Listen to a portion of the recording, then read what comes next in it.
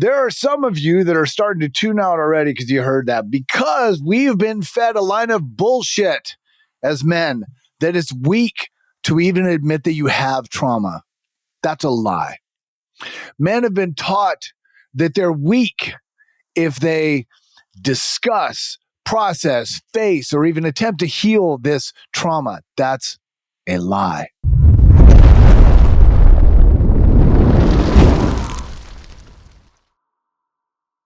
And welcome to another episode of the Ignite the King podcast. Michael Diamond here, my faithful steward, Russell Reynolds. Hey, faithful steward, what did you say? Does that sound right? Faithful steward, stewarding the mission with me. I see. Okay. Maybe we should have the guys cut that. We can start again. Yeah. Out in my brain the way that I thought it was. All right. Andy Bellhop. What? What I meant. 3, 2, 1. All right. Welcome to another episode of the Ignite the King podcast. Michael Diamond here. And Russell Reynolds here. Today, we are going to talk about an important topic, a really important topic, which is the importance of healing trauma and how in a trauma state, everything that we experience, everything we create in our life is not going to be optimal. And unfortunately, most men will wait or never, in fact, address trauma. So we're going to get deep into that today and give you guys some actionables to start that process or take it further if you've already been on that path. Yeah. So, this is a fun one. And by fun, I mean important. Trauma and fun. Here we go. Yeah. Well, and I say it's a fun one because, look, here's why this is important. And there are some of you that are starting to tune out already because you heard that, because we've been fed a line of bullshit as men that it's weak to even admit that you have trauma. That's a lie. Right. Men have been taught that they're weak if they discuss, process, face, or even attempt to heal this trauma. That's a lie. Yeah. I think it's important to start with a definition of trauma and an approach, because I know often men or people can think that trauma is something either abusive or intense. And I mean, all trauma is intense. Sometimes it is. But not always overt, right? So what's your definition of trauma? Trauma is any experience that at the time was not able to be fully processed, which then changes typically in a negative way how you respond to that stimuli in your life moving forward. So something that got installed or said to you as a kid that now shapes how you believe something about yourself, although maybe no one hit you, that you now have this interpretation of life that is playing out in your life in a bad way. And yes, it can be physical trauma. It can be sexual trauma. It can be emotional trauma. I mean, there's definitely extremes, and we want to get into some of the nuances, because as you said, some men may be like, I don't have trauma. Like, no one ever beat me. No one ever did this. Yeah, okay. And for some men, that definitely happened. Right. So I want to make sure we're getting into the nuance of this, because sometimes it's subtle and sometimes it's not so subtle. Right. Right. And I think that could be summarized by the saying, ooh, that's going to leave a mark. Right. Because emotionally, psychologically, it does. Mm-hmm. And to Michael's point, yes, it could be physical, sexual trauma. It could be emotional trauma.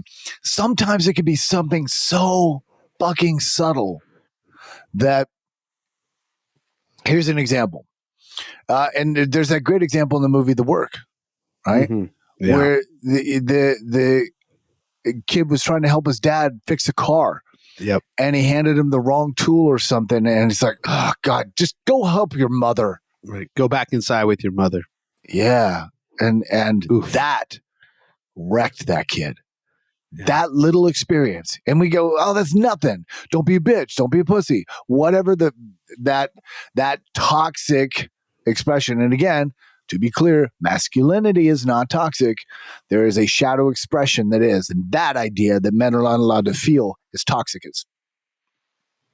as F. I'm trying not to use the F bomb as much as possible. It still comes out, but it's like PG-13, one an episode, right? yeah, right. I think I've already exceeded that quota, but Right. that can be trauma, because that can be traumatizing, because that boy at 5, 6, 7 years old is incapable of processing that experience without creating a story about himself that says that he is not good enough, that he is unworthy, that he is stupid, that he is too feminine, that he'll never be a real man. Whatever the story is, that's trauma. Yeah. And it could be even more subtle than that. It could be you're trying to do something to impress your dad or for your dad, and he just looks at you with what appears to be disappointment in his eyes and goes, never mind. Right. Crushing to a young boy. Now, it could have been that your dad was having a shit day, was overwhelmed with work, was facing burnout, and realized that he was about to snap at you and it wasn't about you. It wasn't appropriate. It had nothing to do with you. So instead, he chose to take a deep breath and said, never mind, to disengage himself from the situation so that he didn't snap. Right. But your interpretation was totally different. Yeah. That's trauma, because that belief system that formed around it remains in activity in your modern day life as an adult man. You wonder why you start projects but never finish them, because you've got that story in your head that goes, never mind. Yep. And it's subconscious, right? Oh, yeah. And that's driving a huge part of the show. And I think we'll probably have to teach or remind men of this one fact that we know is so critical in how we lay down these pathways. But you talked about 5, 6, 7 years old. These are the most impressionable times in a young person's nervous system. This first 7 years of life, right? We're laying down 90% of the hardwiring in that time. So if the story, beliefs, or conditioning that you received in that time was one of go back in the house with your mother, or you're not good enough, or whatever that may be, just when your ego is just starting to peak up a little bit and come online, and that's the identity it takes on, that is going to have a major influence on your relationships, your success, your career. Every decision you make is coming from that wound, that trauma, and which I said earlier is the inability to fully process the experience. And then you associate what happens physiologically. This is really fascinating, is that we associate a certain emotion with that experience. So any time in the future where you experience that emotion, that experience or memory will be associated with that emotion, which determines whether you feel safe or not to allow yourself to have that experience. So said another way, your emotional system is essentially the regulator of whether you feel safe or not in any particular situation based on your previous history with that emotion. And that really gets down into the nervous system and the DNA and how we code for our life experience all the way down to the epigenetics. So processing that quote unquote trauma, going back into the wound, as we would say, is vital to healing trauma. I mean, that's what this episode is, right? The importance of healing it. Because if we don't, I'll let you kind of go into some of those consequences of not addressing it and how that shows up later in life. We've kind of been hinting on it. Yeah. Yeah. It's going to inform your life, right? Your subconscious belief systems and patterns are what are controlling your thoughts, decisions, and actions, not your conscious mind. Not nearly as much as you'd like to think. Right. As much as I'd like to think, any of us would like to think, I'm in control. No, not really. Yeah. Not as much as you think. And yeah, it's like, look, here's the first thing I would recommend as an actionable. Recognize you're not alone. You're not a beautiful and unique snowflake like the only person who's ever had any trauma. We have all had it.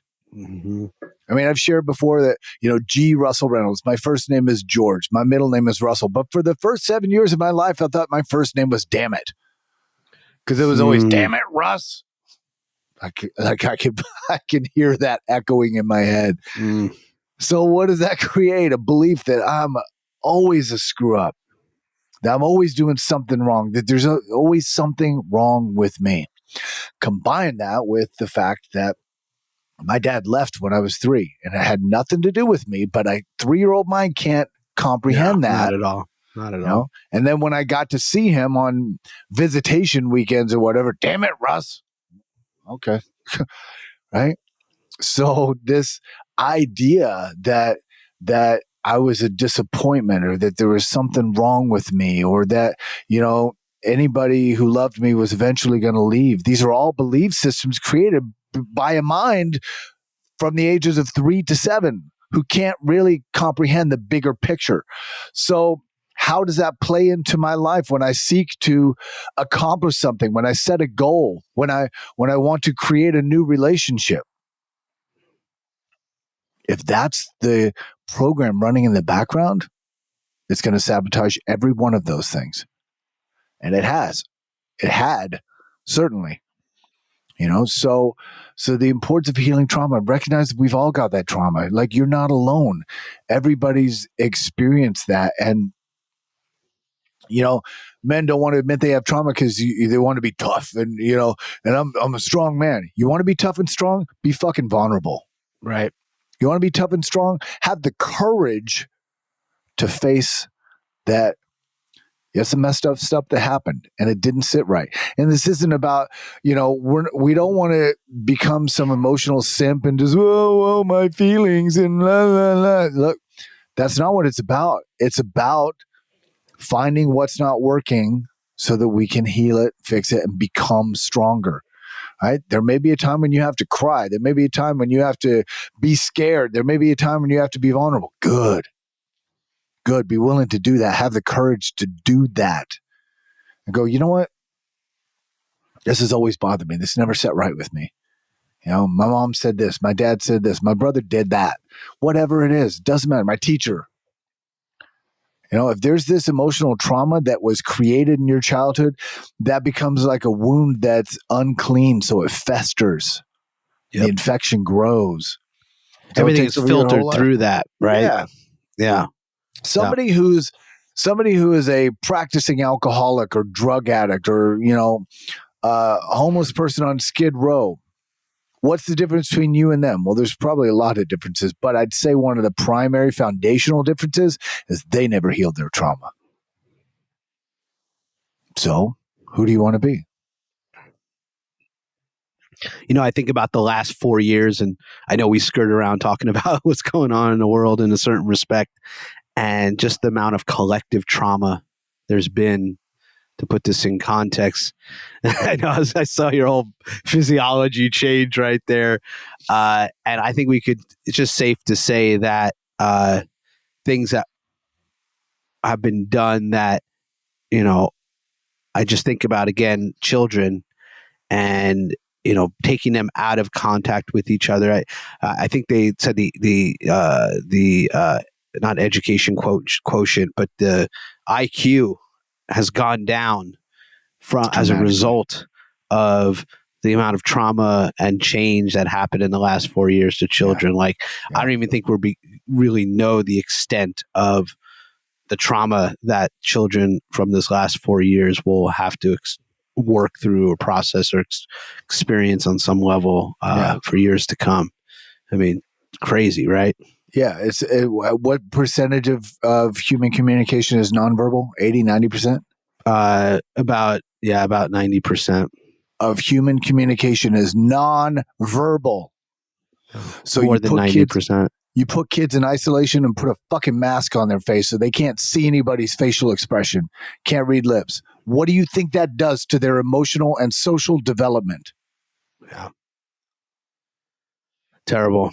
It's terrible. That's on top of just being a quote unquote normal human in the world that has to deal with life, right? And here it gets compounded, and And I just want to bring in this point because it matters in this context, is that as a man, especially a man of your family, if you're running that level of trauma or fight or flight, I know over these last 4 years for me, like, even though super concerned with what's going on and seeing all the bullshit that's been happening, but still needing to hold a sacredness in our home and not let it seep in, right? Because my child can feel if I'm freaked out about something, right? And I can't say I've been perfect about keeping that boundary, and but also at the same time recognizing, like, I need to keep a force field up. I need to keep things out. I need to keep order in my kingdom because that's the only thing I can control, right? And I haven't always been good at not allowing those things to seep in,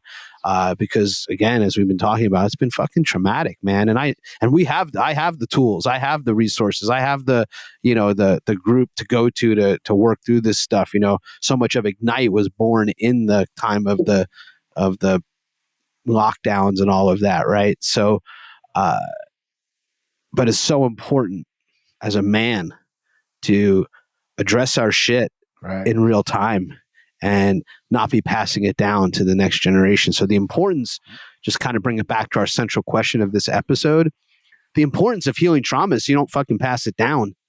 Right. We know now and have known for a long time through epigenetics that trauma gets passed down in the DNA and will get expressed by the next generation who never even have the experience of that trauma, but because it's been encoded in the DNA, you pass that down.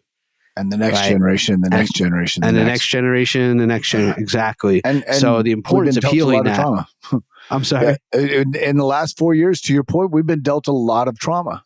A lot. Everything that we've seen happen in the world, and look, I'm just going to go ahead and go here with the COVID vaccines, and with the isolation, the lockdown. What is the worst punishment you can give a prisoner in prison?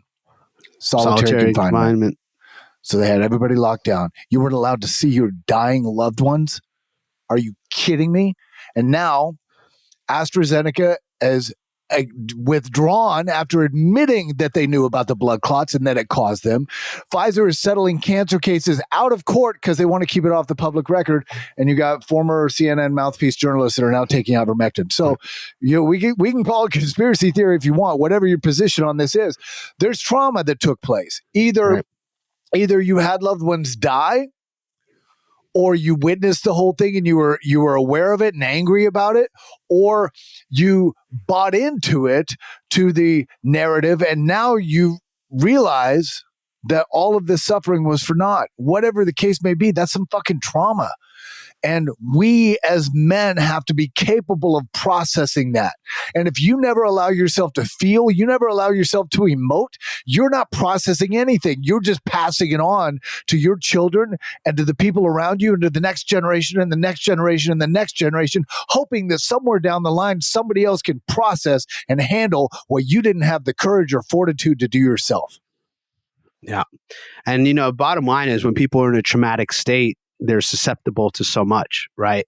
So this is, again, the importance of healing trauma, is that it keeps you stuck in this fight or flight, keeps you stuck in this fear response, keeps you stuck in this trauma cycle. And from those places, we're not making clear decisions, right? No. Most people are so scared, like, okay, this is going to help me, or it's going to help us get out of this thing. Fine, I'll do it, right? At least that's the cursory, like, okay, like I just in a complete state of survival, right? Yeah. And then you have people trying to say, don't do that, and of course they don't listen. But that's a whole nother conversation. But the importance of recognizing that we've been in this collective place for the last 4 years, on top of, again, the normal quote unquote life challenges and traumas that we're all dealing with. It's not, I want to say this to the men directly, it's not a fucking badge of honor to just have the scars, carry your trauma, and carry it around, right? No. I learned a long time ago in healing work, whatever goes to the back of the mind goes to the spine, and we wear that as defense posture. We wear that as stress. You see people that shoulders are hunched, spine is forward, head is forward, the spinal cord's elongated. You're literally molding the entire nervous system to be in a baseline of this stress physiology. So you could be in the most wonderful relationship and amazing circumstance, but if your nervous system is stuck in that trauma state, that fight or flight, it doesn't matter what's going on. You're just going to be stuck in that trauma state, and you're not going to receive it as something amazing. And I feel like that's what's going on now, because it's obvious to us and has been for a long time with stuff going on in the world. Like, come on, people, wake up. And they're so stuck in that trauma state because it's been, it was pretty extreme these last 4 years. We'll just say that, right? Yeah. Coupled with chemicals and all the different things and fucking crazy. But basically, people, you would think they can be logical, but when you're in that trauma state, you can't, right? You're literally acting out of fear. And kind of to bring this more macro, like for an individual, I think oftentimes when I'm meeting people in public, it's like I'm talking to their wounded 3-year-old self. Like there's just core wounds that have not been addressed. And I know in our work, some of those core wounds are the father wound. Some of those core wounds are the mother wound, right? That we all on some level have experienced and have to work through. What was that Key and Peele skit where the bully came and was just like radically honest and vulnerable about what was really going on? So good. I'm going to internalize that and take it out on you tomorrow, right? Right. And that's the thing is if you're in that trauma state, it's fight or flight, right? Or fight, flight, or freeze. Those are the real responses. Right. And fawn, I want to throw in there because that's one that doesn't get talked about. Yeah. Fight, like a baby flight, deer, freeze, and like a deer, like a fawn, like stuck in the headlights. Where that's freeze. The nuance here is that you will sort of like fawn over the thing that's hurting you. Oh, like, yeah. Stockholm like when syndrome. Right, when you form a bond with the person that's hurting you, right? Where you've seen police come for a domestic dispute. The woman is being beaten by her husband, and when the cops go to arrest the husband, the woman fights the cop. It's like, what are you doing? Yeah, so that's the fawn response. Okay. Yeah. Okay. Yeah. Another nuance, but fight or flight, yes, and fight, freeze. Flight or freeze. I think for our men listening, those are the most important ones. And you talk about the different hemispheres of the brain. The reptilian brain, base of the skull, right where the spine is. They have found that area of the brain overly developed in prison inmates because that's the world they're stuck in, and rape, murder, kill. That's that part of the brain is super overdeveloped. Yep. They even saw that there's other fascinating research on this that was done where they found that and here talking again about what's conditioned in the nervous system, they compared the size of the hindbrain, reptilian brain that you're referencing in the babies born in safe suburban neighborhoods versus inner city neighborhoods, unsafe places. I'm making generalizations here, but the research showed that the babies born in the inner cities where the environment was less safe actually were born with larger hindbrains and with smaller forebrains. All this was going on in utero, so the emotional state of the mother directly changes the formation of the brain of the baby in utero. Getting into epigenetics there. Right? I mean, literally changing the shape of the brain. Yeah. And they, to your point about the prisoners, they did brain scans, functional MRIs, and found holes in the prefrontal cortex of the brains of hardened convicts, killers, rapists, the worst of the worst, so to speak, criminals. They found literal holes in the front of the brain and huge hindbrains because, again, they're living their life mostly in a state of defense. Yeah, fight or flight is that hindbrain, and that prefrontal cortex, the front of the brain, your forehead, your third eye. That's where enlightened thought comes from. And is it true that humans and dolphins are the only ones that have that prefrontal cortex? I heard Pretty that. much. I don't There's know if it's other true. animals that have much smaller ones, but we humans, dolphins, have the most access. Yeah, I think the dolphins biggest are ones. smarter and better access to it than us. Well, it's what makes us human, right? It's the newest part of the brain. It's the most evolutionary, newest part of the brain. Yeah, the It upgrade. is the part that controls executive function, higher thought, possibility, consequence lives in this part of the brain. And when we're in a stress state, just again, that basic fight physiology, the amount of nerve flow and blood flow to the higher centers of the brain in a state of stress decreases up to 40%. So there you go. And that's what I was getting to. We also talk about, Michael, you've spoken about higher and lower mental, this or that, black or white, left or right. It's either one or the other. You've got very limited options. It's in that higher state of consciousness, that higher mental state, that you see the bigger field. You see the whole chessboard, and you see mental, all the bigger kinds. Picture. Yeah, upper mental. That's what I said. Yeah. I think that's what I said. I said higher mental. Just want to be clear. Oh, higher, upper. Okay, cool. Upper is higher. All right, I got you. So, higher consciousness, upper mental. Yes. You have access to a whole field of possibilities. You have greater knowledge, greater possibilities in your life, in your decisions. So the point, as it relates to our topic, if you're walking around with that unhealed trauma, if you've not processed that trauma, you have less access to that higher mental, upper mental, higher consciousness, forebrain field of possibilities for your life, your decisions, your work, your relationships, your everything. And you are more and more locked into that reptilian, caveman, fight or flight, which is a horrible existence for a modern man. If you're perhaps living as a barbarian where, well, even food, in our, food, fighting, and fucking is that's the entire realm of your existence. Maybe that works out okay, but we've evolved a little bit beyond that, hopefully. So just be aware, if you are carrying unhealed trauma, your access to the forebrain, to that prefrontal cortex, is limited until you heal it. Absolutely. Yeah. And I just want to make an important point here, just so we don't make it black and white. We need the fight or flight response. We need to be in a state of duress. The body is designed to handle that. Where it's not designed is to be in that in a chronic state. Yeah. Right. If you look just dogs, animals, how they deal with stress, you get two dogs fighting each other and pull them apart. First thing they do when you get them separated is they shake it out, right? They literally move through the energy. They actually don't have the forebrain. So the blessing and the curse of that higher center of the brain is that, yes, we have this evolved consciousness, this upper mind, this bigger picture.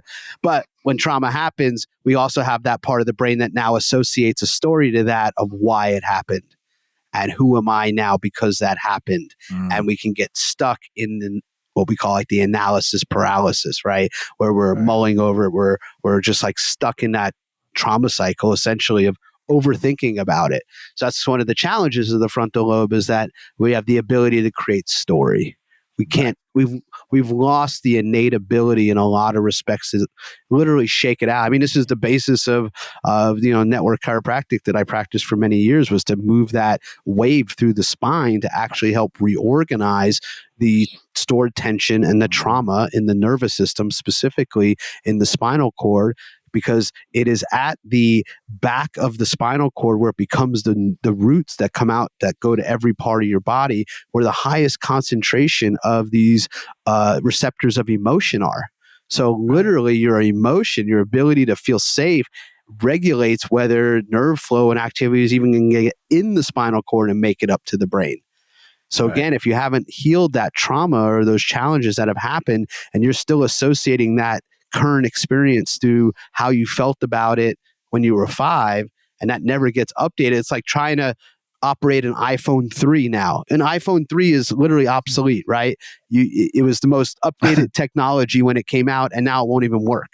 Right. So if you never update the nervous system in the same way and heal that trauma or move through that stored tension and energy, then you're literally going to be creating that same experience over and over again. Great analogy. Thank Great you. analogy. Stop walking around with an iPhone 3, man. That's good. That's good. And, you know, and it affects our physicality as well. I mean, it's, again, statistically, women who have suffered sexual trauma, rape, incest, molestation, anything like that, typically carry a large amount of fat or weight around their, Right. you know, lower abdomen from the waist down, right? It's a protection mechanism. Right. It's a protection mechanism to pad up or armor the sexual organs, right? Or around that. So they'll have very large butts, thighs, stomachs. I'm not judging. I'm just speaking statistic data. So those women then want to lose weight. Well, they can't until they heal the trauma. Mm-hmm. It's like, why is none of this working? I tried the new diet. I tried the new workout. Because the trauma that's the source of it still hasn't been dealt with. Yep. Right. And this is how you work how out till you're blue in the face, right? Yeah, But yeah. if you don't have that core physiology corrected, then it's, if you're blue in the It face, actually I'd cause say more- stop holding your breath. That's number one. But yes. bad colloquialism, I guess. Right. That's funny. You are definitely not breathing if you're blue in the face. But that's it, man. And again, let's look at not just physical, right? How about career wise? How many of you men have never broken through this particular financial thermostat setting? Right. You've tried and tried from this job to that project to this entrepreneurial idea, and everything you try, every business, whatever, it's like, bam, same result, bam, same result, sabotage, bam, it fell apart, bam, this person did that, bam, that market did that. It doesn't matter. It's never about the circumstance. The only common denominator in every single one of those is you. So what's the unresolved trauma? For me, that and I speak from experience. That was a big one. That was a big one for me, is breaking through that financial belief system and setting. You know, I told you my dad left when I was 3. My mom, God bless her, she was busting her ass working 3 jobs at one time to support 2 kids, and we were just over broke, right? job, just over broke, right? And I remember being a child and singing this song. Forgive me for my singing attempts, but may look ragged and funny, ain't got a barrel of money, but we're walking along singing our song side by side. That was the song, and it became a bonding experience for me with my mother as a child. This was one of our deepest moments of connection, because we get in the car and we would sing that song whenever it came on. And so what's my belief system? That we're broke and we're rags, you know, ain't got a barrel of money, may look ragged and funny, but we're happy. And God, I remember that one, you know. And again, I don't blame my mom for anything she did. Thank God for her. She's done so many amazing things in the world and in my life. The fact that I have a life is because of her. So thank you, Mom.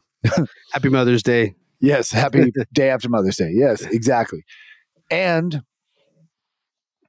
you know, money doesn't grow on trees. They may be rich, but they're not happy. The one I heard on that, because I think finance is a huge place for trauma and story that men and people will have to overcome and break through. The one I heard was anytime someone, like whether it was a politician or a celebrity or even someone we knew when I was growing up, that like did something bad or illegal or got busted for something, it was like, well, you know, they have a lot of money. So it was always this reference that if you had a lot of money, you're gonna be a bad person. Right. I got that I'm one like, too. oh, well, if I make a lot of money, I'm going to be a bad person. And I'm going to ascend an even deeper level. Love's going to be taken from me or withdrawn. Right. Well, you know, they have a lot of money. And it was like this. Yeah. pushing against it. If you ever get rich, you're going to be an asshole. Nobody's going to love you. That was Right. the one I got. Yeah, same message. Yeah. And there's some men out there that got the opposite, that their only worth and value was if they made a lot of money. Yeah. But what kind of emotional trauma does that create? What kind of self-worth trauma does that create? That your only value is the amount of money in your bank account? Yeah. So, man, in whatever way it plays out for you, again, as I said on a previous episode, what are the actionables? Inventory. First, take an inventory, a fearless self-inventory. I go, what is the trauma? What is this thing that's running my life? What's the saying, Michael? Your greatest growth comes from the place the thing that you're avoiding, right? The place you don't want to look. That's probably where there's trauma. Yeah, that's where your healing is. Absolutely. Yeah. Yeah. And you know, that's the importance. You know, we're obviously Ignite the King, and we have our brotherhood, our mastermind, our work that we do, and that's the point, is to create a space where it's like, I'm gonna actively look at this stuff. Right. I know that, and I may not know what I'm looking for. I'm just willing to look. Right. So it's, you know, as far as like taking inventory, you know, it may not be obvious. Right.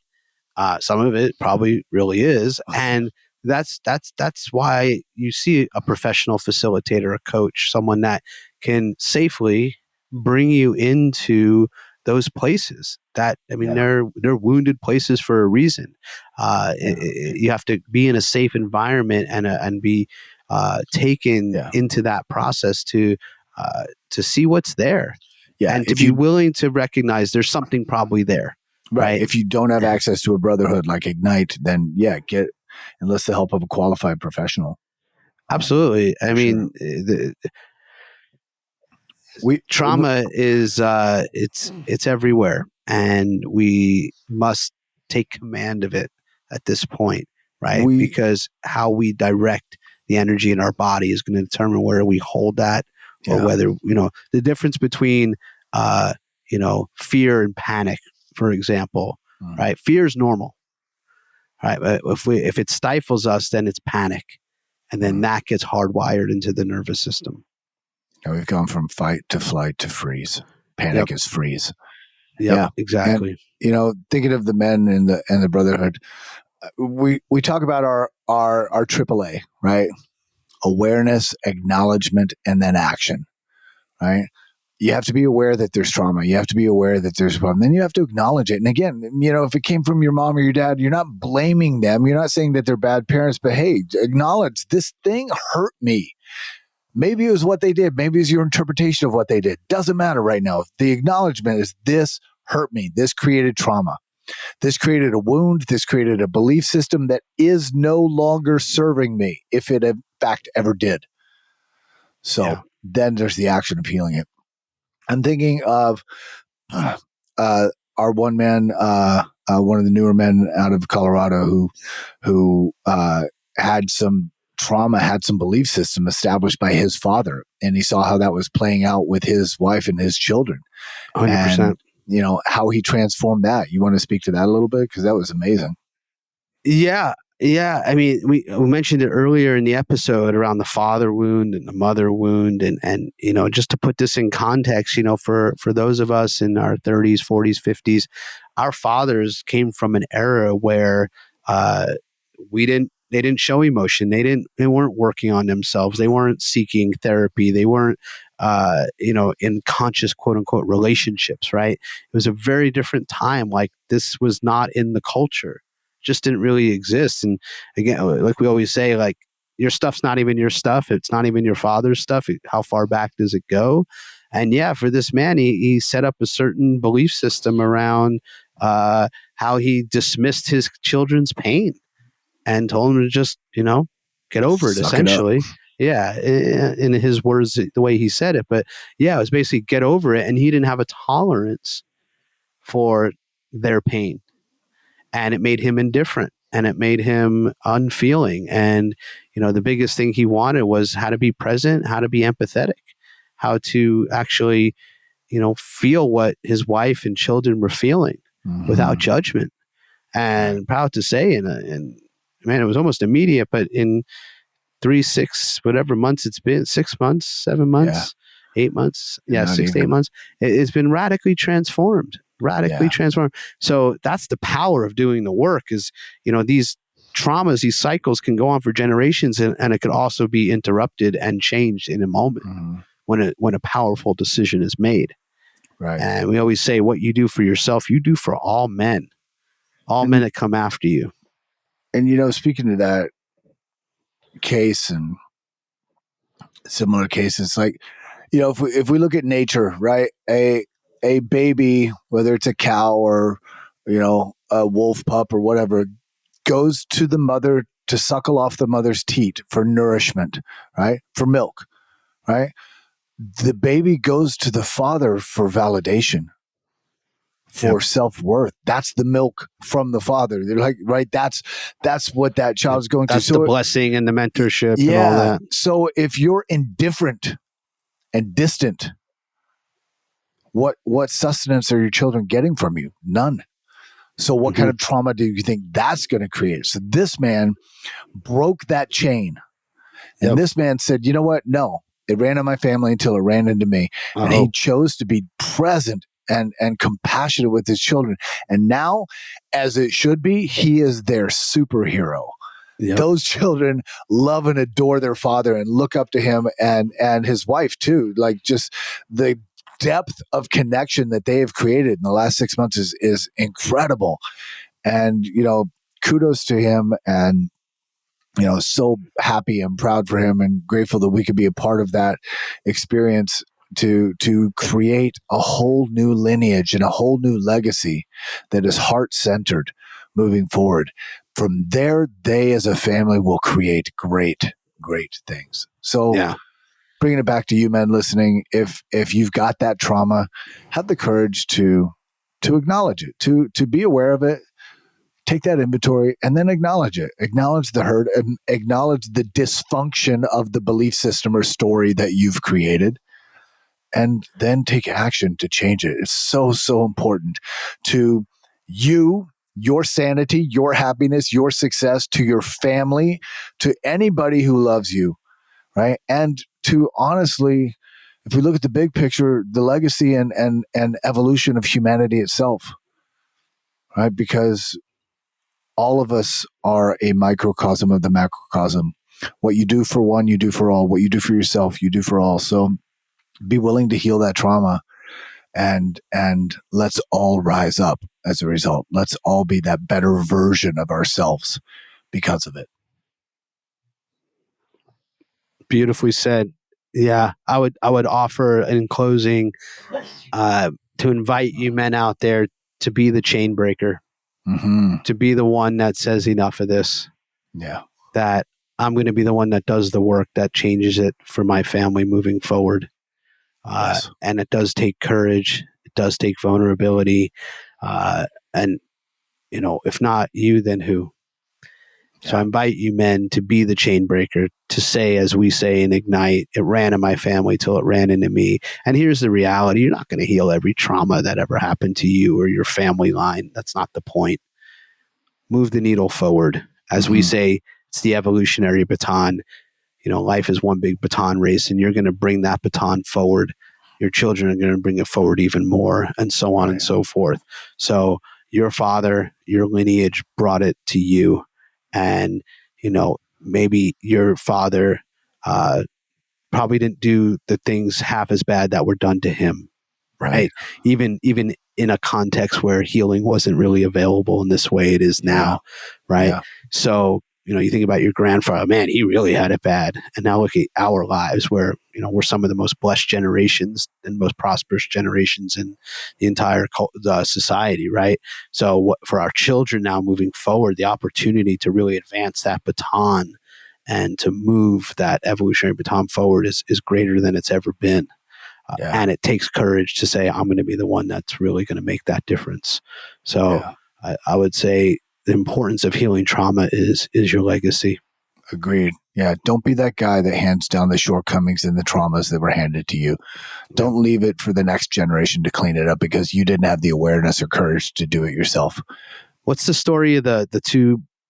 they twins that were interviewed, and one was an alcoholic and one was super successful. And they asked them their backstory, and they said, well, my father was an alcoholic, so what do you expect of me?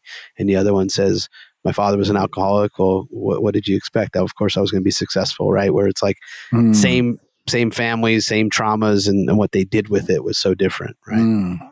So, yeah, I'm not familiar with that one, but yeah, there you go. So you have awareness, even if you weren't aware of it before listening to this episode, you're aware of it now. Oh yeah. So with awareness comes choice, comes power.